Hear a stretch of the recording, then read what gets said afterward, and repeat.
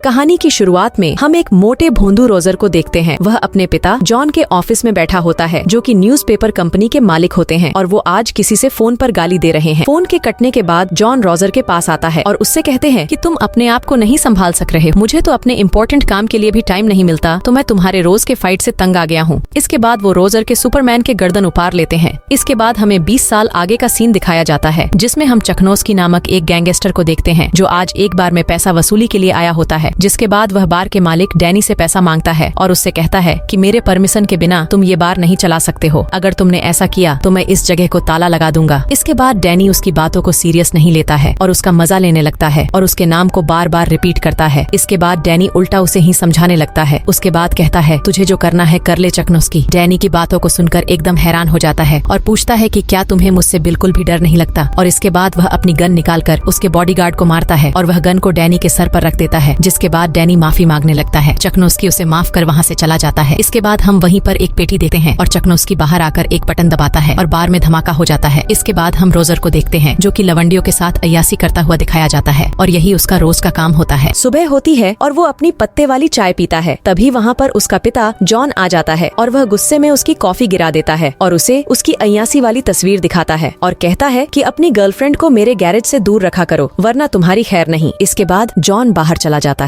आगे रोजर अपनी गर्लफ्रेंड के साथ कार से कहीं जा रहा होता है तो उसे पता चलता है कि उसके पिता जॉन का देहांत हो गया है। पिता की मौत को सुनकर रोजर को झटका सा लगता है। इसके बाद उनका सम्मान पूर्वक विदाई किया जाता है और उनके लिए एक स्टेचू बनाया जाता है, क्योंकि वे सच्चाई के साथ थे। अगले दिन रोजर अपनी कंपनी में पहुंचता है, जहां लोग उससे उसके पिता के लिए हमदर्दी जताते हैं। ऑफिस में पहुंचने के बाद वह अपने पिता के पीए से मिलता है और कहता है कि मैं इस कंपनी को चलाना नहीं जानता हूँ, इसलिए मैं चाहता हूँ कि आप अपने तरीके से कंपनी को चलाए। अगले दिन वह सुबह सुबह जब अपनी चाय देखता है तो उसमें से पत्ता गायब था और दिखने में चाय किसी जानवर की तरह लग रही थी। इसलिए रोजर गुस्से में चाय को फेंक देता है और चिल्लाने लगता है। तभी वहाँ से एक नौकरानी उसे बताती है कि आपकी चाय को बनाने वाला तो अब नहीं आ रहा, क्योंकि उसे तुमने काम से निकाल दिया है। इसके बाद वहाँ एक आदमी सोंडी आता है, जिससे रोजर कहता है कि उसे अब किसी के हाथ की चाय नहीं पसंद आ रही। जिसके बाद सोंडी उसे एक जगह ले जाता है, जहाँ पर उसने कॉफी बनाने वाली मशीन रखी होती है, जिसे सोंडी ने अपने हाथों से बनाई होती है। आगे दोनों काफी पीते हुए बातें करते हैं, जिसमें सोंडी उसे बताता है कि वह पहले एक कार मैकेनिक था और एक दिन तुम्हारा बाप मेरे पास आया और अपनी कार ठीक करवाई, जिसके बाद वह मेरे काम से खुश हुआ और उन्होंने मुझे काम पर रख लिया। इसके बाद सोंडी उसे लेकर दूसरी तरफ जाता है, जहाँ रोजर को एक कार को चोट पहुँचाने के लिए कहा जाता है। इसके बाद रोजर पूरी ताकत से उस कार पर वार करता है, पर कार पर एक खरोच तक नहीं आती है। इसके बाद सोंडी उस कार का एक बंदूक से टायर पंचर करता है, जो अपने आप ही ठीक हो जाती है। इसके बाद वह उस कार की और खूबियां रोजर को दिखाता है और बताता है कि तुम्हारे पिताजी मुझसे ऐसे ही उठ पटांग काम करवा रहे थे, और अपनी कार वाली ड्राइंग दिखाता है, जिसे देखकर रोजर कहता है कि मेरे बाप ने तुम्हारे हुनर की कदर नहीं की है। आगे वे दोनों उसी कार में बैठकर म्यूजिक भी सुनते हैं। यहाँ रोजर अपने बाप की बुराई करता है और कहता है कि पार्क में उसके बाप स्टेचू बनाने की क्या जरूरत थी, उसने मेरी पूरी जिंदगी खराब कर दी। इसके बाद दोनों उस पार्क में जाते हैं जहाँ पर स्टेचू लगा होता है। यहाँ रोजर अपने पिता की गर्दन काट देता है। इसके बाद तभी रोजर गली में कुछ लफंगों को देखता है, जो कि एक कपल को परेशान कर रहे होते हैं। इसके बाद रोजर उन्हें बचाने के लिए जाता है, पर यहाँ तो गुंडे रोजर को ही भगाने लग जाते हैं। लेकिन तभी वहाँ सोंडी भी पहुँच जाता है और उन सब की धुलाई कर देता है। इसके बाद वे दोनों कार में बैठकर घर की तरफ निकल जाते हैं। अब कार की स्पीड ज्यादा थी तो पुलिस वाले उनके पीछे लग जाते हैं, जिसमें कार रोकने के बजाय वो पुलिस वाले पर हमला कर देते हैं और चस्करी निकालकर उनके टायर को काट डालते हैं, जिसके बाद पुलिस की कार पलट जाती है। इसके बाद वे दोनों घर पर आकर डांस करने लगते हैं, क्योंकि अभी अभी वे बहादुरी वाला काम करके आए हुए थे। इसके बाद तभी टीवी पर खबर आती है कि किसी ने जॉन का सर काट लिया है और सीसीटीवी में रोजर भागता हुआ नजर आ रहा था, पर उसका चेहरा नहीं दिख रहा था। सोंडी कहता है कि यार हमने तो 2 मासूमों की जान बचाई, ये सिर्फ पुतले की बात किए जा रहे हैं, ये लोग हमें गुंडे कह रहे हैं, जबकि हमने तो हीरो जैसा काम किया है। इसके बाद रोजर कहता है कि हीरो बनने के लिए सबसे जरूरी चीज ईमानदारी होनी चाहिए, क्योंकि सच्चाई की हमेशा जीत होती है, पर हम दोनों हमेशा एक विलन की तरह रहकर हीरो जैसा काम करेंगे। सोंडी कहता है इससे तो हमारे पीछे पुलिस लग जाएगी और गुंडे भी हमारे पीछे लग जाएंगे। इस पे रोजर उसे साहस भरी बातें कहता है और कहता है कि हमें आज से डरना नहीं है, बल्कि दुनिया को डराना है। सोंडी कहता है कि हमें लोग पहचानेंगे कैसे, हमने तो बस जॉन का सर चुराया है। अगले दिन वे दोनों अपना नाम करने के लिए न्यूज कंपनी में जाते हैं, जहाँ रोजर उन्हें कहता है कि जिसने भी मेरे बाप का सर काटा है वह बहुत ही खतरनाक आदमी है, इसलिए मैं चाहता हूँ कि कल के फ्रंट पेज पर उसकी तस्वीर छापी जाए। प्रेस वाला पूछता है कि हमें उसका नाम नहीं मालूम। इसके बाद सोंडी उसका नाम ग्रीन हॉर्नेट बताता है। इसके बाद अखबार के फ्रंट पेज पर ग्रीन ग्रीन हॉर्नेट छा जाता है। इसके बाद दोपहर में निक्की नाम की गर्ल रोजर की सेक्रेटरी बनने के लिए आती है, जिसको देखते ही सोंडी उस पर फिदा हो जाता है और उसका बम बजाने की सोचने लगता है। और तभी वहाँ पर रोजर आता है और उसकी खूबसूरती पर फिदा हो जाता है और बिना इंटरव्यू के ही उसे काम पर रख लेता है। निक्की उसे बताती है कि उसने रिपोर्टर की पढ़ाई की है और क्रिमिनल वाली भी पढ़ाई की है। इसके बाद रोजर पूछता है कि ग्रीन हॉर्नेट के बारे में तुम अपनी राय बताओ, उसका अगला कदम क्या होना चाहिए। जिससे निक्की कहती है कि वो शुरुआत में छोटे मोटे टपोरियों को लूटेगा, पर बाद में वह बड़ा गुंडा बन जाएगा। अब वे दोनों निक्की के बताए हुए रास्ते पर चलने की सोचते हैं। सोंडी कहता है कि हमें एक कार चाहिए, जिसपे रोजर कहता है कि काम पर फटाफट लग जाओ। इसके बाद दोनों कार को तैयार करने में जुट जाते हैं और फाइनली बहुत मेहनत के बाद कार तैयार हो जाती है और इस कार में बहुत सारे हथियार भी होते हैं, जिसे ये प्यार से ब्लैक ब्यूटी नाम देते हैं। इसके बाद वे कार को लेकर निकल जाते हैं, पर जैसा कि वे निक्की के माइंड का प्रयोग कर रहे थे तो वे निक्की के पास कॉल करते हैं। इसके बाद उससे पूछते हैं कि इस समय ग्रीन हॉर्नेट को किस जगह पर होना चाहिए। इसके बाद निक्की उन्हें फिक्स कर देती है। ये एक ऐसा जगह होता है जहाँ पर कई कत्ल हुए होते हैं। दोनों जल्द ही वहाँ पर पहुँच जाते हैं। वहाँ उन्हें कुछ टपोरी दिखते हैं। इसके बाद वे वहाँ पर एक टपोरी से उसके बॉस के बारे में पूछते हैं, जिसके बाद वह टपोरी उन पर हमला कर देता है। जिसके बाद सोंडी उन्हें खूब धोता है। इसके बाद रोजर एक टकले से पूछता है कि तुम किसके लिए काम करते हो। वह टकला आदमी उन्हें बताता है कि वे चकनोस्की के लिए काम करते हैं। इसके बाद रोजर उससे कहता है कि ड्रग्स कहाँ से खरीदते हो। वह टकला उसे नहीं बताता है। जिसके बाद रोजर उसे कार पर पटक देता है और उसे मशीन गन से डराता है। इसके बाद वे दोनों चकनोस्की के गोडाउन में कार लेकर घुस जाते हैं। जिसके बाद रोजर कार से उतरता है और फिल्मी डायलॉग बोलता है कि बाराती आ गए हैं तुम्हारी मारने के लिए, और एक बंदे को अपना कार्ड देते हुए कहते हैं कि अपने चकनोस्की बॉस से बता देना कि आज से ये एरिया मेरा यानी ग्रीन हॉर्नेट का है। जिसके बाद वे उस गोडाउन में आग लगाकर निकल जाते हैं। इसके बाद बचा हुआ आदमी चकनोस्की के पास जाता है और सारी बात बताता है। कहता है उनकी कार आग उगल रही थी जैसे वो कोई टैंक हो। इसके बाद वो ग्रीन हॉर्नेट को चकनोस्की से ज्यादा खतरनाक बताता है, जिसको सुनने के बाद चकनोस्की को गुस्सा आ जाता है और वह उस आदमी को गोली मार देता है। आगे न्यूज़पेपर ऑफिस दिखाया जाता है, जहाँ हर कोई केवल ग्रीन हॉर्नेट बारे में बात कर रहा था। रोजर कहता है कि कल की हेडलाइन ग्रीन हॉर्नेट के आतंक को लेकर होगा। क्या लोगों को अपने घरों में छुपकर रहना होगा? क्या शहर की पुलिस झक मार रही है? इसके बाद रोजर वहाँ से चला जाता है और कई दिनों तक ये लोग खूब मौज मस्ती करते हुए गुंडों का सफाया करने लगते हैं। एक दिन सोंडी रोजर को एक अजीब सी दिखने वाली गन देता है। कहता है कि ये तुम्हारे लिए है, क्योंकि तुम्हें अच्छे से फाइट करना नहीं आता है। जिसको वो गलती से चला देता है और वही बेहोश हो जाता है। इसके बाद रोजर को जब होश आता है तो वह सोंडी से पूछता है कि कितनी देर से मैं बेहोश था। जिस पर सोंडी बताता है कि तुम 4 दिन से बेहोश थे। इसके बाद रोजर पूछता है कि तुमने 4 दिनों में क्या किया। तो सोंडी बताता है कि मैंने 4 दिनों में 4 ब्लैक ब्यूटी बना दी है। जिस पे रोजर हक्का बक्का हो जाता है। तो सोंडी उसे समझाता है कि तुम 1 महीने से बेहोश थे। इसके बाद सोंडी बताता है कि उसने इस गन में बदलाव भी किए हैं, जो कि सिर्फ 1 घंटे ही बेहोश रखेगा। इसके बाद रोजर गन लेकर सोंडी को बेहोश कर देता है। दूसरी तरफ ग्रीन हॉर्नेट की वजह से चकनोस्की के आदमी अपना अपना एरिया मांगने लगे थे, जिनकी अक्ल ठिकाने लगाने के लिए उन्हें मारने लगता है और ग्रीन हॉर्नेट से बदला लेने के लिए उनकी ईमेल आईडी पर मेल करता है, जिसमें लिखा था क्यों न हम दोनों मिलकर इस शहर को चलाए। आधा शहर तुम्हारा और आधा शहर मेरा, कल 4 बजे समझौता करने आ जाना। सोंडी कहता है कि हमें ऐसे ही मुंह उठाकर नहीं जाना चाहिए, एक कोई चाल हो सकती है, हमें एक प्लान की जरूरत है। जिस पे रोजर कहता है टेंशन मत लो, मेरे पास एक प्लान है। लेकिन वे वैसे ही वहाँ पर पहुँच जाते हैं जहाँ चकनोस्की जाल बिछाया हुआ था। जिसके बाद एक एक ट्रक आगे पीछे से आकर उनकी कार को एक गड्ढा में गिरा देता है। फिर एक जेसीबी की मदद से उन्हें जिंदा ही दफना दिया जाता है। जिसके बाद सोंडी उस कार के सभी मिसाइल को ब्लास्ट कर देता है, जिससे जेसीबी दूसरी तरफ चकनोस्की के कार पर गिरती है, जिससे चकनोस्की का एक खास आदमी मारा जाता है और वो खुद भी मुश्किल से बचता है। वो दोनों वहाँ से चुपचाप निकल जाते हैं और भाग जाते हैं। घर पहुँचने के बाद सोंडी रोजर पर गुस्सा हो जाता है, क्योंकि उन्होंने कोई प्लान नहीं किया था। जिस पे रोजर कहता है कि मैं असली हीरो हूँ और तुम मेरे चमचे हो। सोंडी कहता है कि मेरे बिना ग्रीन हॉर्नेट कुछ भी नहीं है, तुम भी अपने बाप की तरह घमंडी हो और निक्की का मैंने गेम बजाया है, वो अब मेरी है। जिसके बाद रोजर उस पे और गुस्सा हो जाता है। जिसके बाद दोनों की फाइट होती है। उधर चकनोस्की अपने खास आदमी के मौत का बदला लेने के लिए एक और आदमी को ग्रीन हॉर्नेट हो मारने की सुपारी देता है। जिसके बाद हरे रंग के ड्रेस पहनने वाले निर्दोष लोग मारे जाते हैं, जिनकी मौत का जिम्मेदार न्यूज वाले ग्रीन हॉर्नेट को मानते हैं। शहर का मेयर रोजर से मिलने के लिए आता है और कहता है कि तुम्हें शहर के क्राइम को कम दिखाना है, जिससे मैं आने वाले चुनाव को जीत सकता हूँ। इस पर रोजर कहता है कि मुझे तुम्हारे मेयर बनने या ना बनने से कोई फर्क नहीं है, मैं अपने अखबार में वही चीज दिखाऊंगा जो मैं चाहता हूँ। अब ये बात कुछ सीरियस होती है तो रोजर इसके बारे में बात करने के लिए निक्की के पास जाता है। इसके बाद वह निक्की से माफी मांगता है और उसे फिर से नौकरी पर रखता है। मेयर का पर्दा फांस करने के लिए वह कहती है कि मेरे और सोंडी के बीच कुछ भी नहीं हुआ है, मैं नौकरी पर आऊंगी पर 2 गुना पैसा लूंगी। होगी। इसके बाद दोनों ऑफिस में आते हैं। यहाँ मेयर का कॉल आता है और उससे माफी मांगता है और मिलने के लिए बोलता है, जिसपे निक्की बोलती है कि तुम्हें उससे जरूर मिलने जाना चाहिए, पर प्लान करके जाओ। इसके बाद सोंडी जब ग्रीन हॉर्नेट की मेल देखता है तो उसे चकनॉस्की का मेल दिखता है और उसमें लिखा होता है कि हम लोग आपस में बहुत फाइट कर चुके हैं, अब आधा हिस्सा तुम्हारा और आधा मेरा सारा काम मैं संभालूंगा, बस तुम फ्री का खाना बदले में मेरा एक काम कर दो, रोजर को मार दो। उधर रोजर जब मेयर से मिलने जाता है तो उसे वहाँ चकनॉस्की दिखाई देता है। इसका ये मतलब था कि मेयर भी चकनॉस्की से मिला होता है। इसके बाद मेयर रोजर को समझाता है कि शहर के जुर्म के बारे में छापने के लिए मेरी परमिशन लेकर ही छापना, जिसके बाद रोजर कहता है कि तुम ये चाहते हो कि मेरा अखबार तुम्हारे इशारों पर नाचे, पर ऐसा नहीं होगा क्योंकि मैंने तुम्हारी सारी बातें इसमें रिकॉर्डिंग कर ली है। इसके बाद मेयर कहता है कि तुम इस रिकॉर्डिंग को किसी के पास नहीं पहुंचा सकते क्योंकि मैं तुम्हें मरवा दूंगा जैसे मैंने तुम्हारे बाप को मरवाया था। तभी सोंडी ब्लैक ब्यूटी लेकर उसी रेस्टोरेंट में पहुंचता है जिससे चकनॉस्की रोजर को मारने के लिए बोलता है, पर सोंडी अपनी गन मेयर पर तान देता है जिससे वो समझ जाता है कि रोजर ही ग्रीन हॉर्नेट है। इतने में चकनॉस्की के आदमी अंदर आ जाते हैं और वहाँ फाइट शुरू हो जाती है। चकनॉस्की के सारे आदमी उनकी कार का पीछा करते हैं। इधर रोजर अपनी पेन ड्राइव कंप्यूटर में लगाता है पर उसकी पेन ड्राइव खाली होती है क्योंकि उसने रिकॉर्डिंग की बटन नहीं दबाई। उधर सोंडी मौका पाकर चकनॉस्की के आंख में कुछ धसा देता है जिससे चकनॉस्की की मौत हो जाती है और रोजर तभी मेयर पर निशाना लगाता है। लेकिन इतने में वहाँ नेशनल सिक्योरिटी पहुँच जाती है जो मेयर को बचाने के लिए आए होते हैं। इसके बाद दोनों वहाँ से अपनी टूटी हुई कार में निकल जाते हैं। इसके बाद रोजर अफसोस से कहता है कि मेयर सजा से बच जाएगा, उसका पर्दा फांस नहीं होगा। सोंडी कहता है मेरे होते हुए नहीं, और वह अपनी कार उसकी तरफ घुमा देता है और मेयर उनके साथ साथ गिरने लगता है। इसके बाद सोंडी एक वायर खींचता है और दोनों की सीट हवा में तैरने लगती है। इसके बाद पैराशूट खुल जाता है जिसकी वजह से वे दोनों बच जाते हैं, लेकिन मेयर गिरकर चटनी बन जाता है। यहाँ दोनों किसी तरह बचते बचाते निक्की के घर पहुँच जाते हैं, पर निक्की इन्हें ग्रीन हॉर्नेट समझकर फाइट करने लगती है। दोनों अपना मास्क हटा देते हैं और निक्की इन्हें देखकर चौंक जाती है। इसके बाद दोनों कहते हैं कि हम ही ग्रीन हॉर्नेट है, जिसपे निक्की पूछती है कि जब तुम दोनों ग्रीन हॉर्नेट हो तो मुझसे क्यों रिसर्च करवा रहे थे। इसके बाद रोजर कहता है कि हम केवल तुम्हारा दिमाग इस्तेमाल कर रहे थे। रोजर को एक गोली लगी होती है जिसे निकालने के लिए उसे टेबल पर लिटाया जाता है। अगले दिन एक प्रेस कॉन्फ्रेंस रखी होती है जिसमें रोजर कहता है कि ग्रीन हॉर्नेट ने मेरे ऑफिस में हमला किया था जिसमें मेयर मारे गए। इतने में सोंडी वहाँ आ जाता है और कहता है ग्रीन हॉर्नेट का तोहफा कबूल करो। इसके बाद एक नकली गोली चलाता है जिसमें रोजर गोली लगने का बहाना करता है क्योंकि उसे पहले से ही गोली लगी हुई होती है। इसके बाद रोजर को हॉस्पिटल के लिए ले जाया जाता है। इधर सोंडी के पीछे पुलिस लगी होती है, पर सोंडी को पकड़ना इतना आसान नहीं था क्योंकि उसकी कार कई कलर बदल सकती थी। इसके बाद ये दोनों पार्क में जाते हैं और पुतले को फिर से बना देते हैं और दोनों खुशी खुशी अपने घर को लौट जाते हैं। इसी के साथ मूवी समाप्त हो जाती है।